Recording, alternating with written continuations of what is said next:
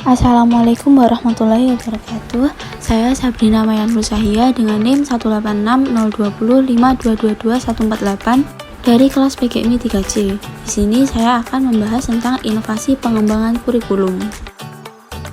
Materi yang akan dibahas yang pertama ada inovasi pengembangan kurikulum, yang di dalamnya membahas tentang program jarak jauh, MBS, dan pembelajaran konstekstual. Yang kedua yaitu difusi inovasi pendidikan, yang di dalamnya membahas tentang esensi inovasi, saluran komunikasi, faktor waktu, dan sistem sosial. Dan yang ketiga ada faktor inovasi dalam pengembangan kurikulum, yang di dalamnya membahas tentang tujuan, relevansi dengan kebutuhan, dan kurikulum secara sistematis. Materi yang pertama yaitu inovasi pengembangan kurikulum. 1. Program jarak jauh.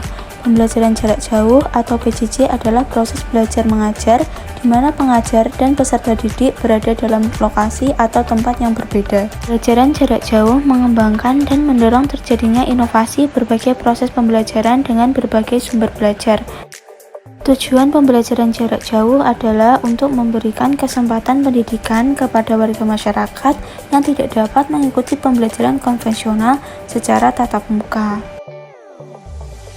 Yang kedua yaitu MBS atau manajemen berbasis sekolah, yang merupakan suatu pendekatan dalam manajemen yang memberikan kekuasaan dan tanggung jawab kepada sekolah untuk mengambil keputusan yang berkaitan dengan pengelolaan, pengembangan, dan peningkatan mutu pendidikan. Implementasi MBS menuntut dukungan tenaga kerja yang terampil dan berkualitas agar dapat membangkitkan motivasi kerja yang produktif.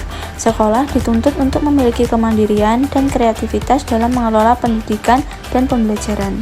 MBS bertujuan untuk meningkatkan kualitas pendidikan terutama di daerah, karena sekolah dan masyarakat tidak perlu menunggu perintah dari pusat, tetapi dapat mengembangkan suatu visi pendidikan yang sesuai dengan kondisi daerah.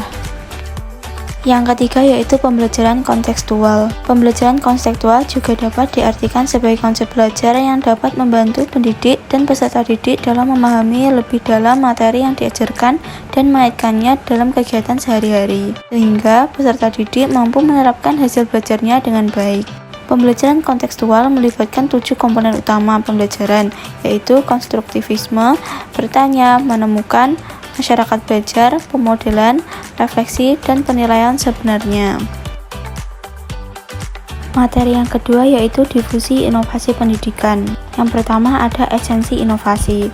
Inovasi terkait dengan gagasan atau ide, produk atau objek, teknik atau prosedur, dan teknologi yang dianggap baru oleh seseorang dan kebaruannya itu bersifat relatif.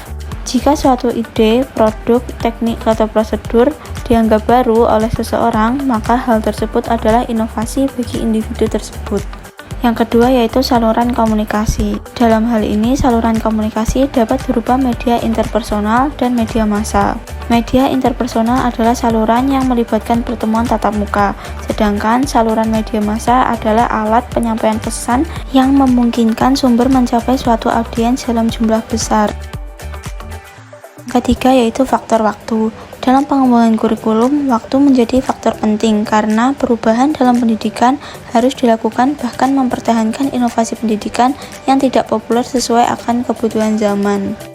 Yang keempat yaitu sistem sosial. Sistem sosial adalah satu set unit yang saling berhubungan yang tergantung dalam upaya pemecahan masalah bersama untuk mencapai tujuan. Dalam pengembangan kurikulum, faktor sistem meliputi kebijakan, regulasi, dan struktur organisasi yang mempengaruhi pengembangan kurikulum. Faktor ini mencakup peran pemerintah, lembaga pendidikan, dan masyarakat.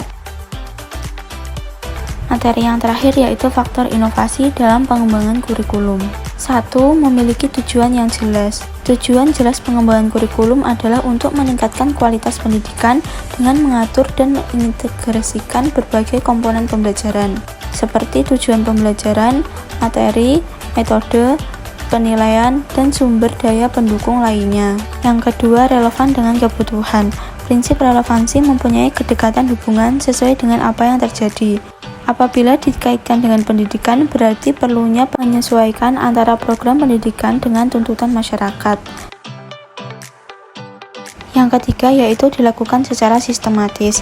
Inovasi perkembangan kurikulum dilakukan secara sistematis dengan tujuan untuk meningkatkan kualitas pendidikan. Proses ini melibatkan beberapa langkah yang terstruktur dan terencana. Dengan melakukan inovasi perkembangan kurikulum secara sistematis, diharapkan dapat tercipta kurikulum yang relevan, responsif terhadap perkembangan zaman, dan mampu menghasilkan lulusan berkualitas.